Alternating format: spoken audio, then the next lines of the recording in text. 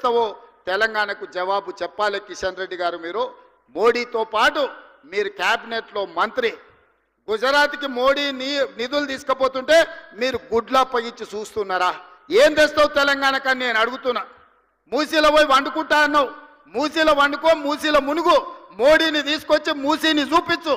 ఎంత దరిద్రంగా ఎంత కలుషితం అయిపోయిందో, కెమికల్ ఫ్యాక్టరీల నుంచి ట్యాంకర్లు వచ్చి ఎట్లా పోస్తున్నాయో, మూసీలో చచ్చిపోయిన మనుషుల కలేబరాలు, కొట్టుకొచ్చిన పశువుల శవాలు ఇవాళ నల్గొండ జిల్లా ప్రజల జీవితాలను అతలాకుతలం చేస్తున్నాయి.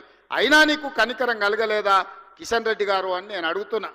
ఇవాళ బీఆర్ఎస్ వాళ్ళు బీజేపీ వాళ్ళు మూసీని అడ్డుకుంటామంటున్నారు. ఎందుకు అడ్డుకుంటారు, ఎందుకు అడ్డం పండుకుంటారని నేను అడుగుతున్నా. ఈ కాలుష్యాన్ని తొలగించాల్సిన అవసరం లేదా? హైదరాబాదు నగరం మరో ఢిల్లీ లాగా మారాలనా?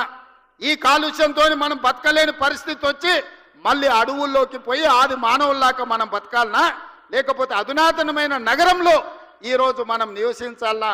తెలంగాణ సమాజం ఆలోచన చేయి. ఇబ్రహీంపట్నం దగ్గర అంతర్జాతీయ స్థాయి కూరగాయల మార్కెట్ను దాదాపుగా 250 ఎకరాలలో అంతర్జాతీయ ప్రమాణాలతోటి వెజిటబుల్ మార్కెటే కాదు, ఫ్రూట్ మార్కెట్, డైరీ ప్రోడక్ట్స్, అదేవిధంగా పౌల్ట్రీ ప్రోడక్ట్స్, మీట్ ప్రోడక్ట్స్ అన్నిటిని కూడా ఒకే దగ్గర కట్టి రైతులు పండించిన పంట ఈరోజు దాచుకోవడానికి కోల్డ్ స్టోరేజ్ లేవు.